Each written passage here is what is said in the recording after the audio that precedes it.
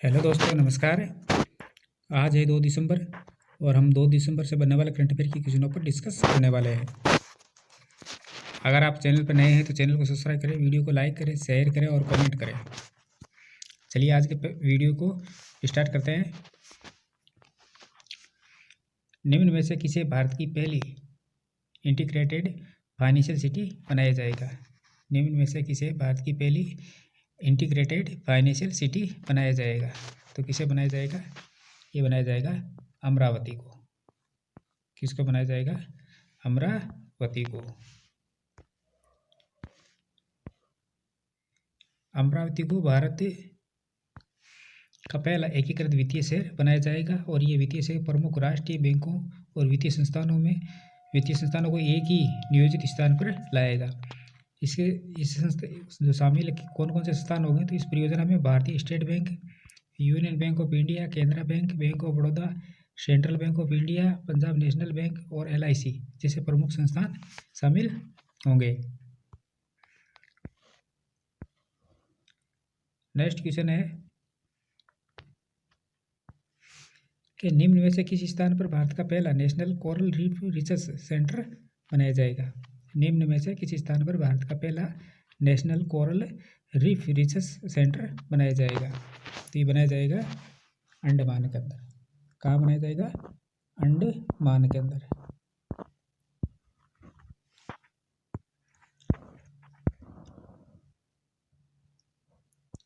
सरकार ने दक्षिणी अंडमान के चिड़िया टापू में NCRI स्थापित करने का निर्णय लिया। पर्यावरण, वन और जलवायु परिवर्तन मंत्रालय इस आधुनिक संस्थान की जिम्मेदारी संभालेगा और ये देश भर में कोरल रीफ से जुड़े शोध संस्थान और मॉनिटरिंग गतिविधियों का जो केंद्र बिंदु बनेगा। बात करते हैं कोरल रीफ इतना महत्वपूर्ण क्यों है? तो कोरल रीफ क्या होता है कि ये जो प्राकृतिक सुरक्षा कवच की तरह कार्य करता है और ये सब तो दिख रहे हैं ना इस प्रकार के ये क्या है? तो ये समुद्री तूफानों और ऊंची लहरों के जो नुकसान होते हैं उसको कम कर देते हैं और तटीय इलाकों में जन धन की हानि को रोकने में भी मदद करते हैं।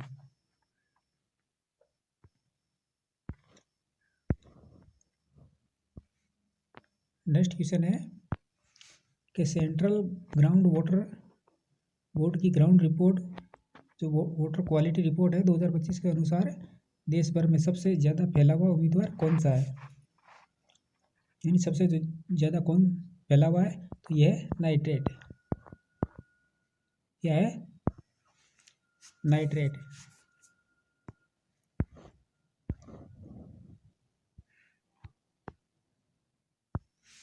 भारत का 71.7% भूजल भारतीय मानक ब्यूरो BSI के मानकों को पूरा करता है, लेकिन 28.3% नमूनों में से या इससे एक से अधिक मापदंड निर्धारित सीमा से अधिक पाए गए हैं। तो नाइट्रेट संदूषण है, ये नाइट्रेट स्तरीय स्तर पर सबसे व्यापक संदूषण है। लगभग 20% नमूनों में नाइट्रेट की WHO को और BSI द्वारा निर्धारित सीमा तो 45 mg/लीटर से अधिक मात्रा में पाई गई है। और इसके बाद जो फ्लोराइड और लवणता का स्थान है और इसका मुख्य कारण है मानव जनित स्रोत जैसे उर्वरकों का उपयोग, सीवेज, पशु अपशिष्ट का भूजल में रिसना आदि।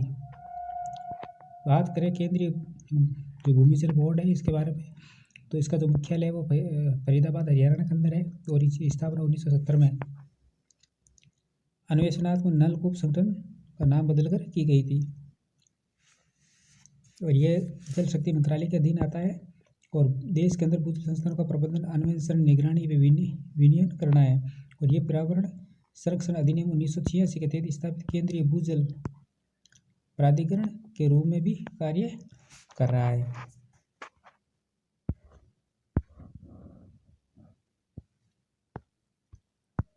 नेक्स्ट क्वेश्चन है कि निम्न में से किसने आउटस्टैंडिंग अचीवमेंट कैटेगरी में इंडियन ऑफ द ईयर 2025 का अवार्ड जीता है? आउटस्टैंडिंग अचीवमेंट कैटेगरी में इंडियन ऑफ द ईयर 2025 का अवार्ड जीता है। तो किसने जीता है? ये जीता है जय शाह ने। किसने जीता है? जय शाह ने। अंतर्राष्ट्रीय क्रिकेट परिषद यानी ICC के चेयरमैन जय शाह को इंडियन ऑफ द ईयर 2025 के आउटस्टैंडिंग अचीवमेंट की श्रेणी से सम्मानित किया गया है। ये अवार्ड उन भारतीयों को सम्मानित करने के लिए दिया जाता है जिन्होंने राष्ट्रीय और वैश्विक स्तर पर उल्लेखनीय कार्य किया हो। आउटस्टैंडिंग अचीवमेंट पुरस्कार उन व्यक्तियों को दिया जाता है जिन्होंने अपनी दूरदृष्टि, नवाचार और प्रभावशाली नेतृत्व से अपने क्षेत्र में परिवर्तनकारी कार्य किए हो। और जैसा कि या तो जो बीसीसीआई सचिव है 2019 से 24 तक से, और आईसीसी चेयरमैन 2024 जो अभी वर्तमान के अंदर है। ये प्रशासनिक सुधारों, विस्तार, रणनीतियों और क्रिकेटों के ढांचों में बड़े बदलावों की एक कहानी को स्थापित करता है।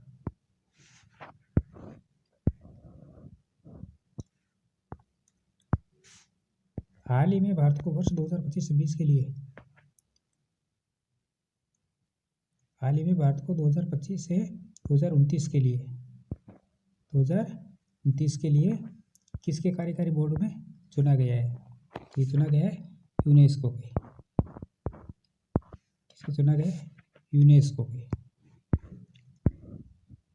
भारत को 2025 से 29 के कार्यकाल के लिए यूनेस्को कार्यकारी बोर्ड में पुनः निर्वाचित किया गया है।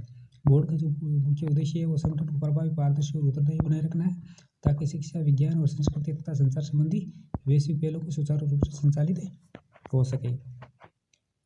यूनेस्को में जो भारत की भूमिका है वो भारत यूनेस्को का संस्थापक सदस्य है और लंबे समय से इसके एजेंडा विशेषकर शिक्षा, वैज्ञानिक अनुसंधान, विश्व धरोहर संरक्षण और विकासशील देशों की समता वृद्धि में महत्वपूर्ण योगदान देता रहा है।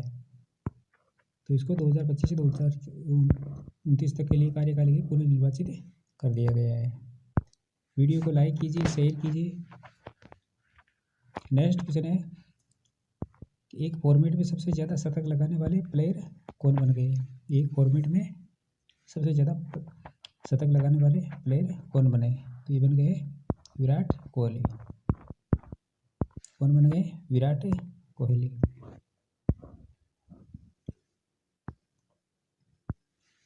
30 नवंबर को विराट कोहली ने वनडे में 52वां शतक लगाकर सचिन तेंदुलकर का रिकॉर्ड तोड़ दिया है। विराट अब किसी एक फॉर्मेट में सबसे ज़्यादा शतक लगाने वाले बल्लेबाज बन गए और इसके साथ पूर्व कप्तान रोहित शर्मा ने सबसे ज़्यादा 6 लगाकर पाकिस्तान के प्लेयर शाहिद आफरीदी के 351 चौके के वर्ल्ड रिकॉर्ड को तोड़ दिया है। और ये जो वनडे है अभी कराची के अंदर चल रहा है।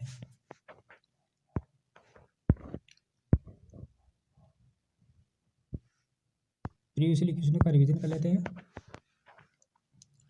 कैंसर बीमारी को डिटेक्ट करने के लिए भारतीय वैज्ञानिकों ने अंकोमार्क AI टूल विकसित किया है और सतत तकनीकी और कौशल विकास के लिए IIT खड़गपुर ने इम्पैक्ट राइज कार्यक्रम शुरू किया है। भारत एनिमल हस्बेंड्री स्टैटिस्टिक्स 2025 के अनुसार दुनिया में सबसे बड़ा दूध उत्पादक देश भारत बन गया है। लोवी इंस्टीट्यूट द्वारा जारी एशिया पावर इंडेक्स 2025 में भारत को 3रा स्थान प्राप्त हुआ है। और हाल ही में इंडियन एयरफोर्स ने श्रीलंका बाढ़ पीड़ितों की मदद के लिए ऑपरेशन सागर बंधु लॉन्च किया है। और चीन ने दुनिया के सबसे बड़े भूमिगत न्यूट्रॉन डिटेक्टर का निर्माण किया है। तो दोस्तों ये थी हमारी आज की क्लास। इसी प्रकार के महत्वपूर्ण क्वेश्चनों के साथ कल फिर मिलेंगे। तब तक के लिए धन्यवाद।